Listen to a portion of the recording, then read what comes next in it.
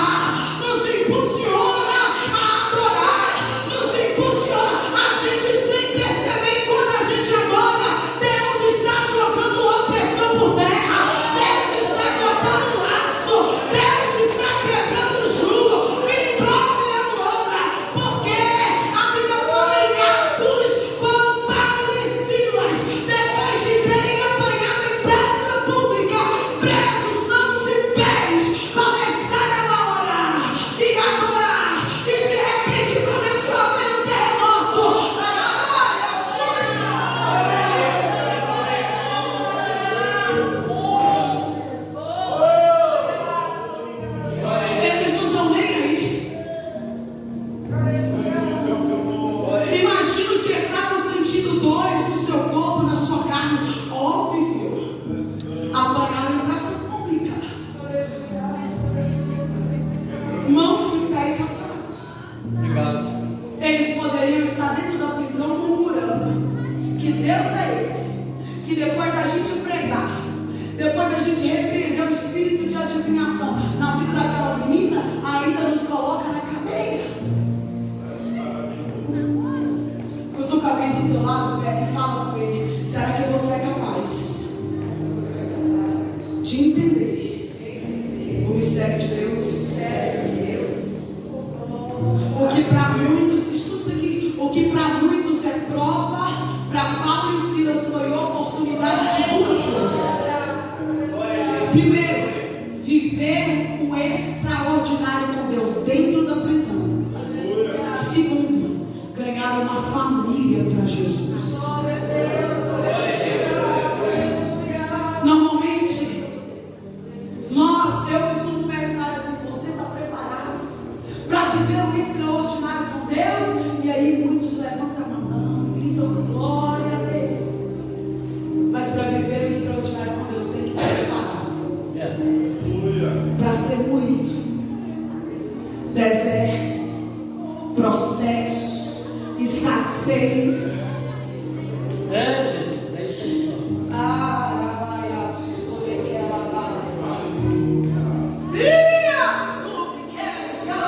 Aquilo que dói na alma e que a gente normalmente não escolheria passar por aquele caminho, porque está doendo, Jesus.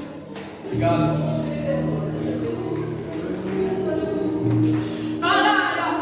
Mas loucura para o mundo é achar, aleluia, que na prova ela vai se calar, na prova ele não vai para a igreja mais, na prova vai ficar trancado dentro do quarto, se definhando em depressão. Não, com crente como Paulo e Silas, não.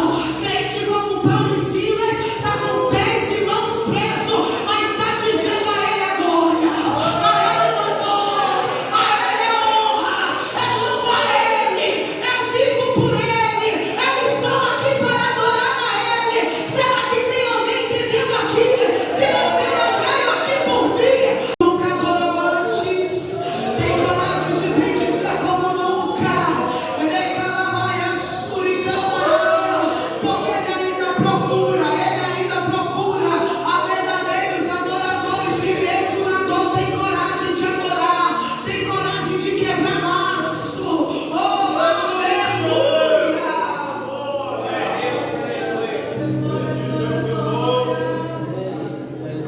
Irmão, murmuradores sempre vão ter.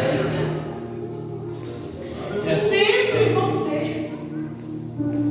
Críticos do teu glória, do teu aleluia, até da forma de andar, sempre vai ter. Pessoas que se levantam contra você, contra eu, contra nós, tentando nos parar. São provas que vêm, são desertos que vêm, são tempestades que vêm, que às vezes a gente pensa que não vai dar conta. Mas deixa eu te contar um segredo: a tua atitude em meio a esse deserto, a tua atitude, o teu posicionamento em meio a essa tribulação é o que vai ditar o que tu vai viver amanhã. Você está preparado para viver o extraordinário com o Senhor? Então marcha com força nesse deserto. Então marcha com ousadia nesse deserto. Porque quando ela está adorando, se não está dizendo, se esse fosse profeta, bem saberia quem e qual é essa mulher. Obrigado.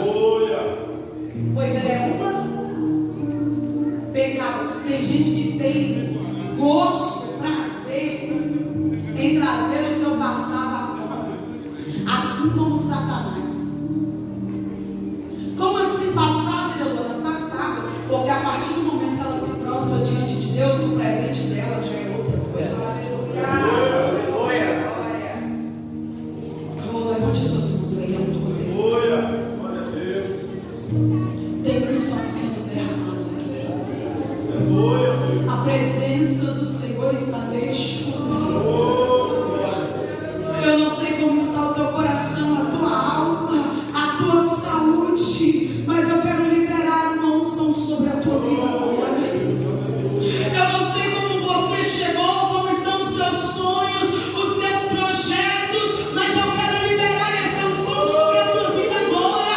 Assim diz o Senhor. Se você tiver coragem para adorar, se você tiver coragem para adorá-lo como você nunca adorou, ou como há muito tempo você não adora, mas se hoje você tiver coragem para adorar, Ele vai quebrar esse ciclo, Ele vai quebrar esse jugo, Ele vai mudar a história, Ele vai entrar com cura, Ele vai entrar com livramento. Levante a mão, receba livramento, recebe livramento, recebe livramento, receba livramento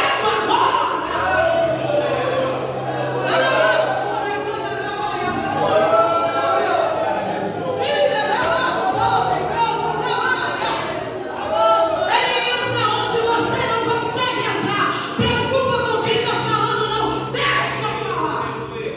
O mesmo que recebe adoração é o mesmo que te justifica, é o mesmo que te defende, é o mesmo que se levanta em teu favor.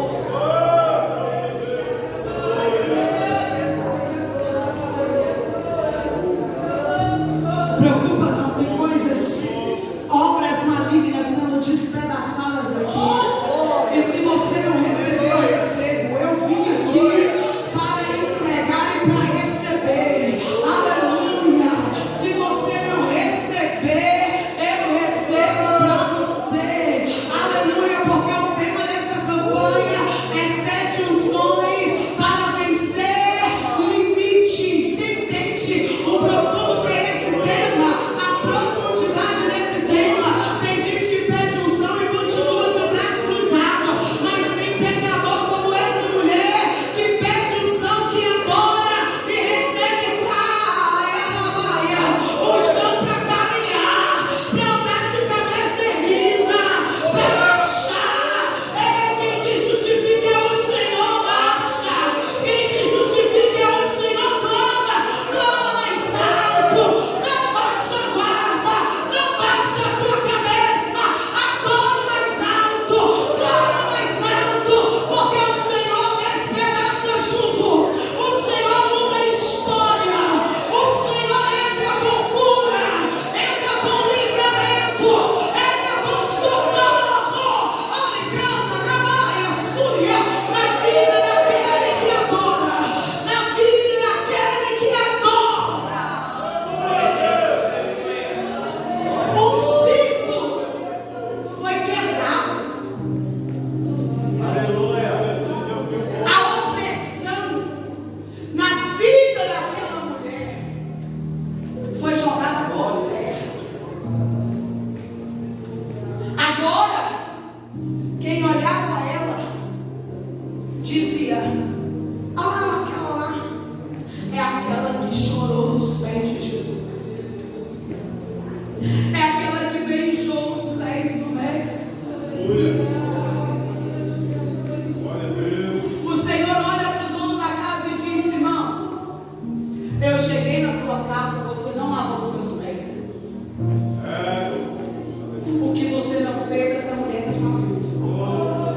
Eu cheguei na tua casa e você não me saudou com um ósculo, com um beijo. O que você não fez, essa mulher não para de fazer.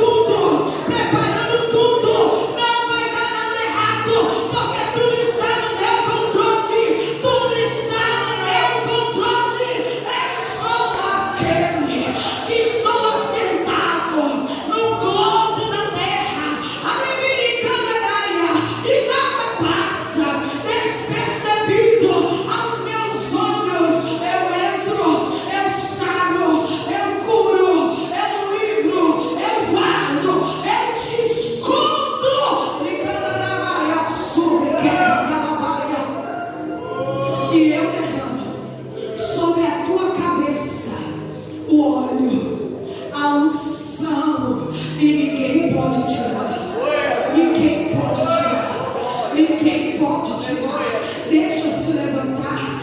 Deixa se levantar. Porque como diz o Salmo 105, ai daquele que toca no meu ungido, diz o Senhor, a minha paz e a minha graça te paz.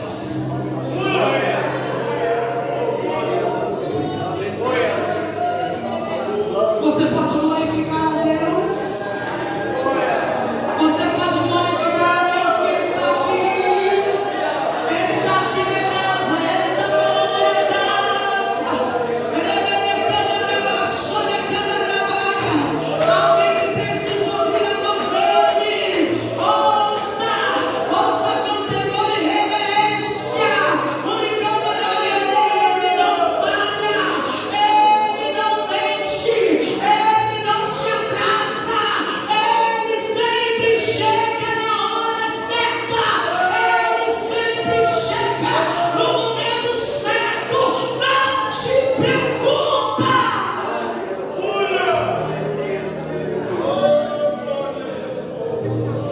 Baby, calma.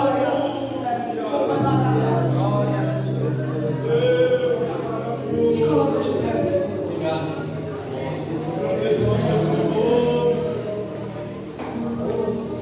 Tu és bem-vindo. Vai. Obrigado. Por fim, o Senhor olha para o fariseu e diz para ele assim, versículo 46: Simão, você não me ungiu a cabeça com óleo, mas essa aqui, olha para ela, olha que adoração maravilhosa. Não está nem aí para quem não está adorando, deixou de adorar. Ela chegou determinada a adorar. O Senhor gosta de gente assim.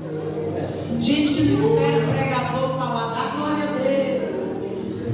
Gente que não espera que o cantor cante um forró para a igreja da glória dele. Gente que sai de casa decidido a adorar. Eu vou te contar um segredo. Esse tipo de crente vive coisas extraordinárias com o Senhor. Porque a adoração dele não é superficial, é profunda. Se você diz que é um cristão e nunca teve experiência com Deus, Ele te convida hoje a sair do raso, do natural e descer a casa do homem.